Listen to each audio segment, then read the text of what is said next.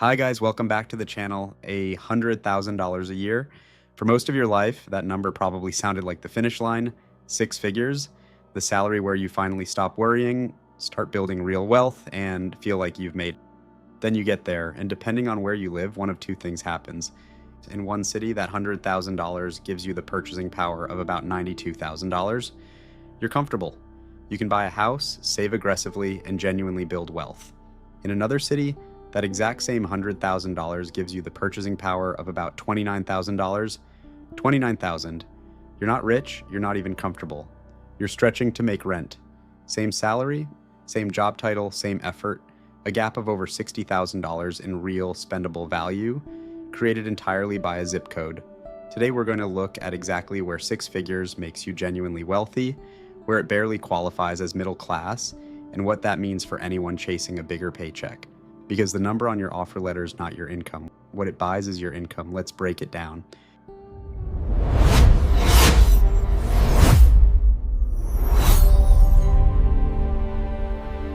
How this is actually measured, first, let's be clear about where these numbers come from because this isn't guesswork. A financial research firm called SmartAsset runs this analysis every year. They take a flat $100,000 salary, apply the actual federal, state, and local taxes for each city, and then adjust what's left for the local cost of living, housing, groceries, utilities, transportation, and everyday goods and services. What comes out the other end is the real purchasing power of that salary. In plain terms, what your $100,000 actually feels like once the government and your landlord have had their turn. They ran it across 69 of the largest cities in America for 2026, and the spread is genuinely shocking. One quick piece of good news before we get into it, like in roughly 68% of big cities, a dollar stretched further this year than it did a year ago. So the trend, at least recently, has been mildly in your favor, but the geography gap is still enormous. Where $100,000 makes you rich, let's start with the winners, the places where six figures genuinely delivers. At the very top sits Oklahoma City, $100,000 salary, there's worth about $91,800 in real purchasing power. That's up from about $90,000 the year before. You keep almost the entire value of your paycheck. Right behind it, Texas dominates the list. El Paso comes in around $90,200, San Antonio around $86,400, Houston around $84,800, a gain of about $1,500 from the year before, and roughly 8% better than it was in 2024. Lubbock lands around $84,600. Austin, even with all its growth and rising costs, still comes in around $82,400. Dallas around $80,100. Notice the pattern. Texas has no state income tax, which drops the effective tax rate on a six-figure salary in Texas cities to about 21%. Combine that with housing and everyday costs near or below the national average, and you get a salary that keeps most of its value. Now think about what that actually means for building wealth. You're earning $100,000 in Oklahoma City, and living on the same lifestyle as someone in an expensive coastal city, you have tens of thousands of dollars a year of surplus. That's not a small advantage. Invested consistently over a career, that gap alone is the difference between a modest retirement and a genuinely wealthy one. This is what rich on $100,000 actually looks like. Not a mansion and a sports car. It looks like buying a home comfortably, funding your retirement accounts fully, and still having room left over every single year. Where $100,000 is barely middle class, now the other end, and this is where it gets brutal. Manhattan is, once again, the worst place in America to earn $100,000. After taxes and cost of living, that salary is worth about $29,400 in real purchasing power, and it actually got worse, down about 3% from the year before. Part of that is taxes. Manhattan carries an effective tax rate of about 29.7% on a six-figure salary, thanks to New York's graduated state income tax, on top of federal and local taxes. But the bigger driver is cost of living, which runs dramatically above the national average. Brooklyn isn't much better, coming in around $43,500. Honolulu lands near $38,600. San Francisco around $42,000. Miami, which people often assume is affordable because Florida has no income tax, comes in around $65,000. The housing costs eat the tax advantage. Sit with the Manhattan number for a second. A six-figure salary, the number most Americans think of as making it, delivers the purchasing power of a $29,000 income at national average prices. That's not a wealthy lifestyle, In many of these cities, $100,000 is a perfectly ordinary middle-class salary where you rent, you commute, you're careful about spending, and building real savings is genuinely difficult. That's the gap.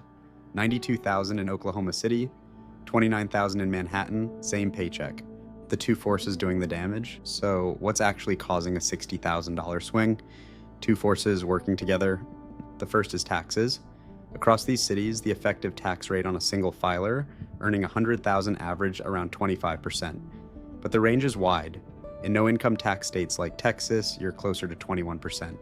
In high-tax cities, you're near 30%. That difference alone is $8,000 or $9,000 a year, every year. There's another wrinkle here most people miss. Crossing into six figures can push you from the 22% marginal federal bracket into the 24% bracket. So part of your raise gets taxed harder than the rest of your income, which is why the jump to six figures often feels smaller in your bank account than it looked on paper.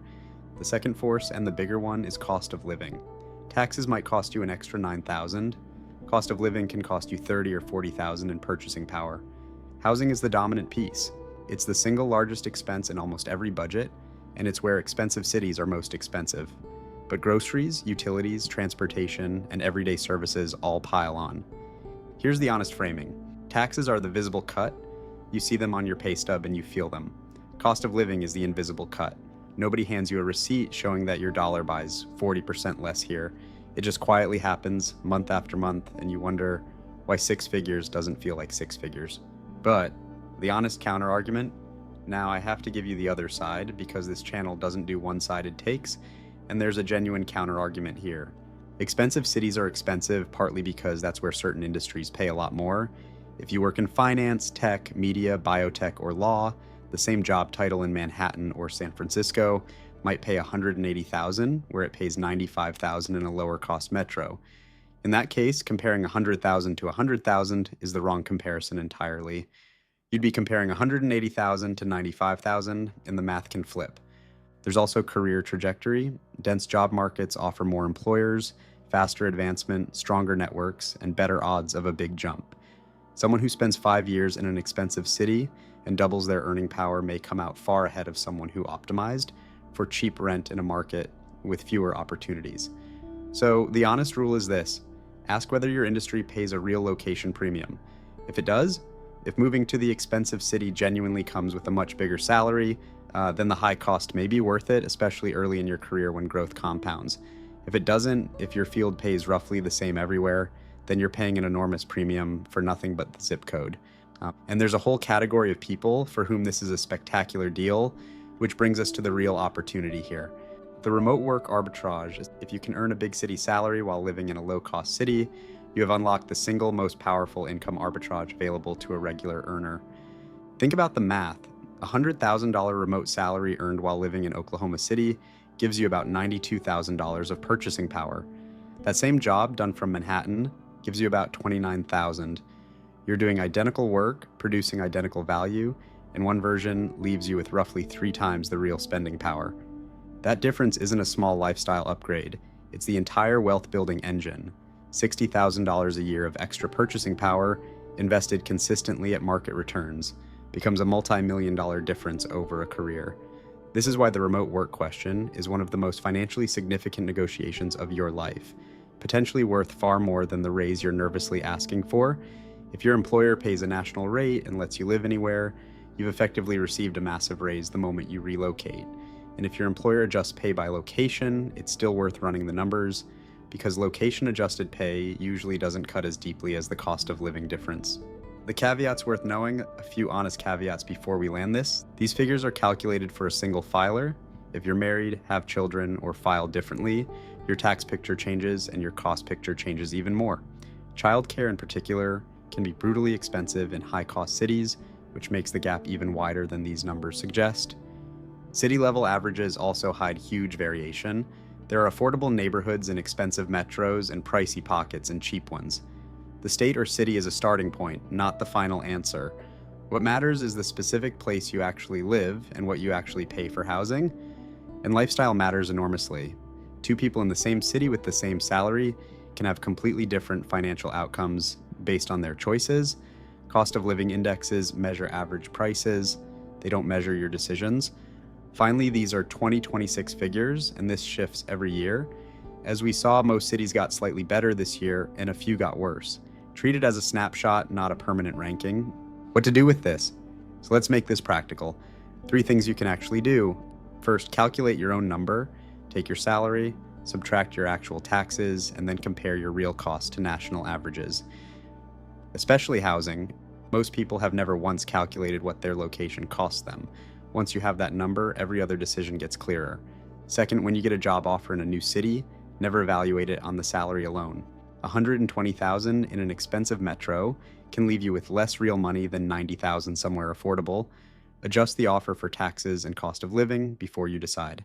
That single habit will save some of you tens of thousands of dollars. And third, and this is the one that actually builds wealth. If you already live somewhere your money goes far, don't just enjoy the extra breathing room. Invest it. The entire advantage of a low-cost city evaporates if the surplus gets absorbed into a bigger house and a nicer car. The people who genuinely get rich in affordable cities are the ones who keep their lifestyle steady and send the difference into investments month after month. That's the whole play. Low cost, decent income, and the discipline to invest the gap. Here's the bottom line. $100,000 is not one number. It's 69 different numbers depending on where you stand when you earn it. In Oklahoma City or across much of Texas, 6 figures genuinely delivers. It can make you comfortable, let you own a home, and give you real room to build wealth. In Manhattan, Honolulu, or San Francisco, that same 6 figures is an ordinary middle-class salary where building wealth takes real discipline and sacrifice. Neither of those facts makes one choice right or wrong. Plenty of people willingly trade purchasing power for career opportunity, family culture, or a life they love. And that's a legitimate trade. The mistake isn't choosing an expensive city. The mistake is choosing one without ever knowing what it costs you. Because the number on your offer letter was never your real income. What that number buys is your real income. And once you start thinking that way, you'll make better decisions about where you work, where you live, and what you're actually chasing. If this changed how you look at your own paycheck, do me a favor and subscribe. Net Worth Nation is for people who want the real math behind their money. Not hype, not vibes, just the numbers. Drop a comment below. What city are you in, and does your salary feel like what it says on paper? And if you've moved for money or turned down a move, I want to hear how it went. If you know someone about to take a job in an expensive city without running these numbers, share this video with them. It might be the most valuable 10 minutes of their year. I'll see you in the next one. Let's build.